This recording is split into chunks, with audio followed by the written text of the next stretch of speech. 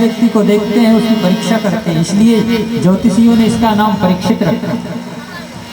जन्म पत्रिका भी बनाई गई और कह दिया महाराज इनकी मृत्यु गंगा तट पे भगवान की कथा सुनते सुनते हो। 45 वर्ष की आयु में इनको सदगुरुदेव की प्राप्ति होगी और भगवान की कथा सुनते सुनते इनकी मृत्यु होगी। भाई परीक्षित आज 16 वर्ष की आयु है। पांडवों ने राज्याभिषेक कर दिया और स्वर्गारोहण किया। पांचों भाई भगवान की याद में बद्रिकाश्रम चले गए और जाते जाते अपने शरीर को सुखा दिया ठंड में और भगवान के धाम को पहुंच गए। उधर राजा परीक्षित की कथा क्या कहती है? 16 वर्ष की आयु है। पांडवों ने मना कर दिया था क्योंकि जितने भी राजा इस पृथ्वी पे थे उन सबको पांडवों ने जीत लिया था। खासतौर पर मगध नरेश जरासंध को। जरासंध बहुत बड़े राजा थे। भगवान ने कपट से उसको मरवाया भीम के द्वारा। और राजा परीक्षित राजगादी पर बैठकर के सारी प्रजा का पालन करते हैं। पांडवों ने परीक्षित से कह दिया कि पुत्र तुम ऐसा करना, एक कक्ष में सभी राजाओं के जीते हुए मुकुट रखे हुए हैं, उसमें कभी मत जाना। जिस चीज की हम मना कर देते हैं व्यक्ति वही काम करता है। परीक्षित ने सोचा हो सकता है कोई अच्छी चीज हो, पिताजी ने मना क्यों किया। परीक्षित ने सोचा जाकर के देखना चाहिए क्या बात है। अंदर गए, देखा तो वहां मुकुटों का ढेर लगा हुआ था। बहुत सुंदर सुंदर मुकुट रखे हुए थे। सबसे सुंदर मुकुट था राजा जरासंध का। वे मुकुट पहन लिया और आखेट खेलने के लिए जंगलों में चले गए।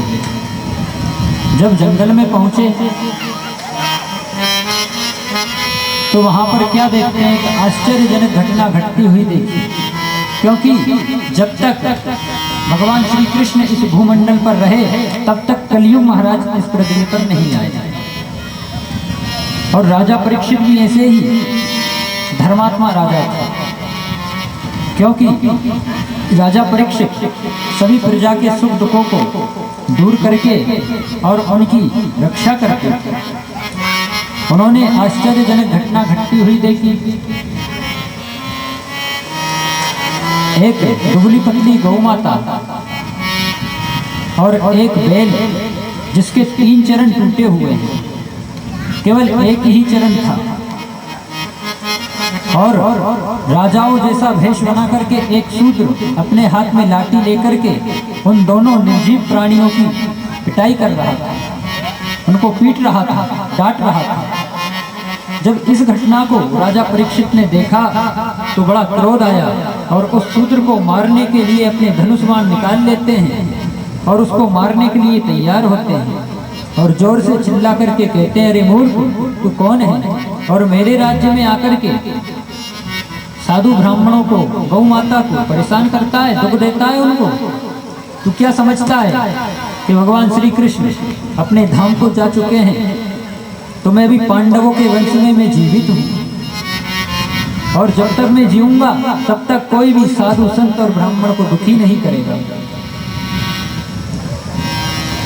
जो ही राजा परीक्षित ने बाण लगाया धनुष के ऊपर तो वह शूद्र चरणों में गिर गया। महाराज मेरी रक्षा करो। कि कौन है तू? अपना परिचय दे। कि महाराज मेरा नाम कलियुग है और हम 4 भाई हैं। सबसे बड़ा भाई कौन है? सतयुग। उससे छोटा भाई है त्रेता युग, उससे छोटा है द्वापर युग और मैं सबसे छोटा हूँ ना, तो मेरा नाम कलियुग है। ब्रह्मा जी के आदेश से हम 4 भाई इस पृथ्वी का सुख भोगते हैं। कि तू क्या करने आया है मेरे राज्य में? भाग जा यहाँ से, तेरा क्या काम है? कि महाराज आपके राज्य में 30 वर्ष ज्यादा मेरे बड़े भाई ने निकाल ली। वैसे भी मेरी आयु 30 वर्ष कम हो चुकी है। कि तेरी आयु कितनी है? कि मेरी आयु है महाराज ज़्यादा नहीं, कम है, 4,32,000 वर्ष। ये कलयुग की आयु है। मुझसे बड़े भाई की आयु है 8,64,000 वर्ष। ये द्वापर युग की आयु है 12,96,000 वर्ष। ये सतयुग की आयु है, त्रेता युग की आयु है। और 17 लाख कुछ हजार वर्ष, 17,28,000 वर्ष ये सतयुग की आयु है। कि महाराज मैं सबसे छोटा हूँ, इसलिए मेरी सबसे कम आयु है। 4,32,000 वर्ष में 4,32,000 और जोड़ दो तो ये द्वापर युग की आयु है। और 4,32,000 फिर जोड़ो तो त्रेता युग की आयु है 12,96,000 वर्ष। उसमें 4,32,000 फिर जोड़ो तो ये सतयुग की आयु है 17,28,000 वर्ष। महाराज मैं सबसे छोटा हूँ, इसलिए मेरी आयु है केवल 4,32,000 वर्ष। और महाराज मेरी 30 वर्ष आयु कम हो चुकी है। क्यों? क्योंकि जब तक आप रहोगे तब तक मैं अंदर प्रवेश नहीं कर पाऊंगा। कि जा तू मेरे राज्य को छोड़ करके भाग जा, क्योंकि तू अवगुण की खान है, तेरे अंदर कोई भी ऐसा कोई सुंदर गुण नहीं है। कि महाराज कहाँ पर जाऊं, क्योंकि सारी पृथ्वी पे राज्य तो आप ही का है, मैं जाऊं तो कहाँ पर? क्यों? जहाँ से सूर्य उदय होता है और अस्त नहीं होता, इतना लंबा चौड़ा राज्य राजा परीक्षित का था। फिर हमारी क्या गणना है? जब ऐसे ऐसे राजा इस धरती पर आए और चले गए, जब वो नहीं बचे तो हम तो बहुत छोटे मोटे जीव हैं।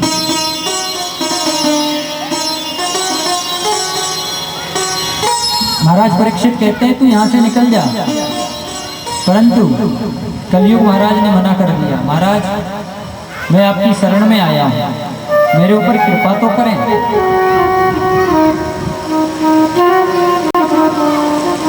तो राजा परीक्षित कहते हैं कि ये गौ माता और ये बैल कौन है? तो गौ माता कहती है महाराज मेरा नाम पृथ्वी है। और वो बैल कहता है महाराज मेरा नाम धर्म है। कलयुग में केवल मेरा एक ही चरण है, बाकी मेरे 3 चरण टूटे हुए हैं, क्योंकि कलयुग में इतना पाप इस पृथ्वी पर आ जाएगा, केवल मैं 25% से ही रह जाऊंगा। तो महाराज परीक्षित कहते हैं कलयुग अब तू यहाँ से भाग जा, नहीं तो मैं तुझे दंड दूंगा। कलयुग कहता है महाराज मुझे आप इतना बुरा मत समझो, मेरे अंदर बहुत अच्छा गुण है। कौन सा गुण है? हरेरुनाम हरेरुनाम हरेरुनामेव केवलम कलौ नास्ति एव नास्ति एव नास्ति एव गतिरन्यथा। कि महाराज मेरे जैसा दूसरा युग नहीं है, इसमें केवल भगवान का नाम कीर्तन जो लाभ पहले सतयुग में हजारों वर्ष समाधि और तपस्या से मिलता था, वही फल कलयुग में केवल नाम संकीर्तन से प्राप्त होता है। कलयुग समयुग आन नहीं, जो नर कर विश्वास, गाई राम गुण गण विमल भव तर नहीं प्रयास। जो कलयुग में राम जी का नाम गाएगा वो बिना प्रयास से भव सागर को पार हो जाएगा। इस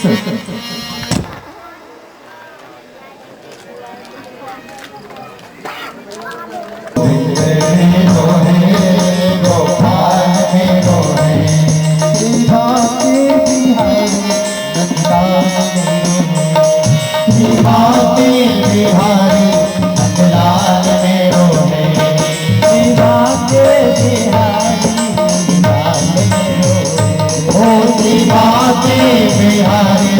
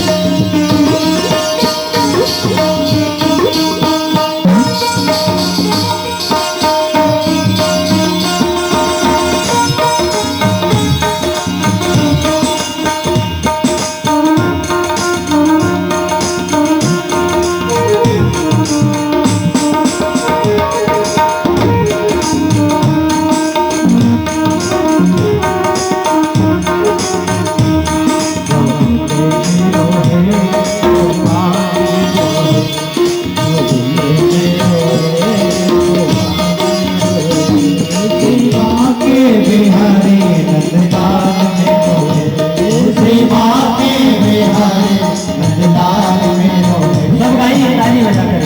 में रोवे गोपाल में रोवे, गोविंद में रोवे गोपाल में रोवे,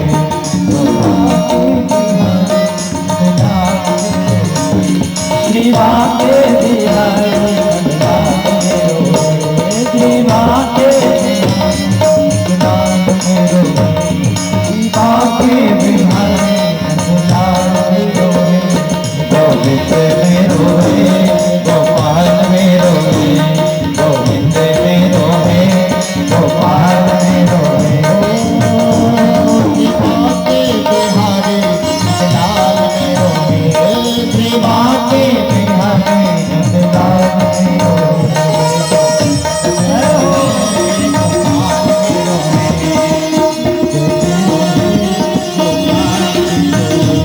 गोविंद में रोवे गोपाल में रोवे, गोविंद में रोवे गोपाल में रोवे। भगवान का कीर्तन करते हैं।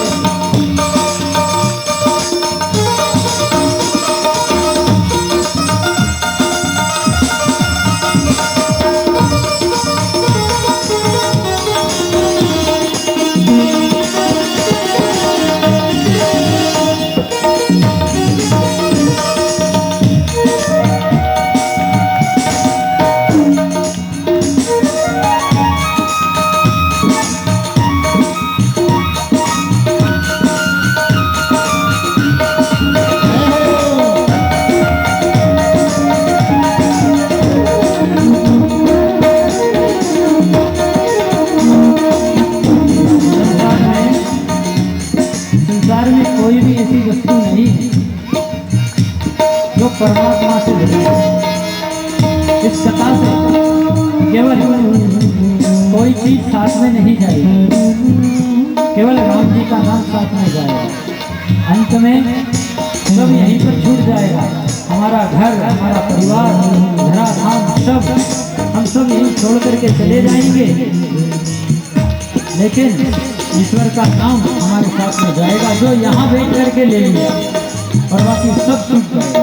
इसलिए सभी बड़े भाव से भगवान का नाम उच्चारण करें।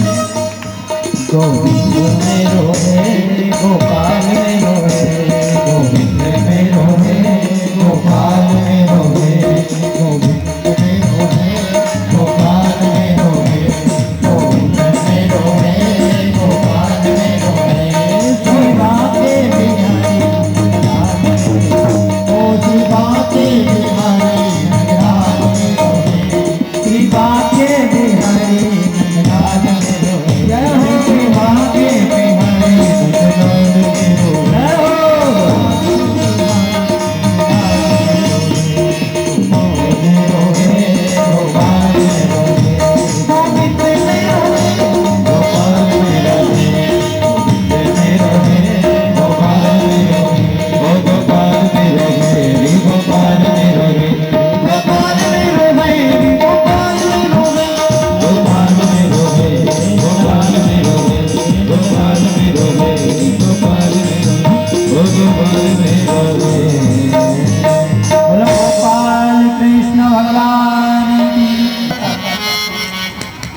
तो सारे गांव को उसका दंड दिया जाता था। और द्वापर युग में ऐसी व्यवस्था थी, यदि कोई व्यक्ति अपराध करता था तो उसके पूरे परिवार को दंड दिया जाता था। परंतु महाराज मेरे राज्य में ऐसा नहीं है। जो व्यक्ति अपराध करेगा उसी को ही दंड दिया जाएगा। बाकी क्यों? भाग कुभाग अलख आलस हूँ, भाग कुभाग अलख आलस हूँ।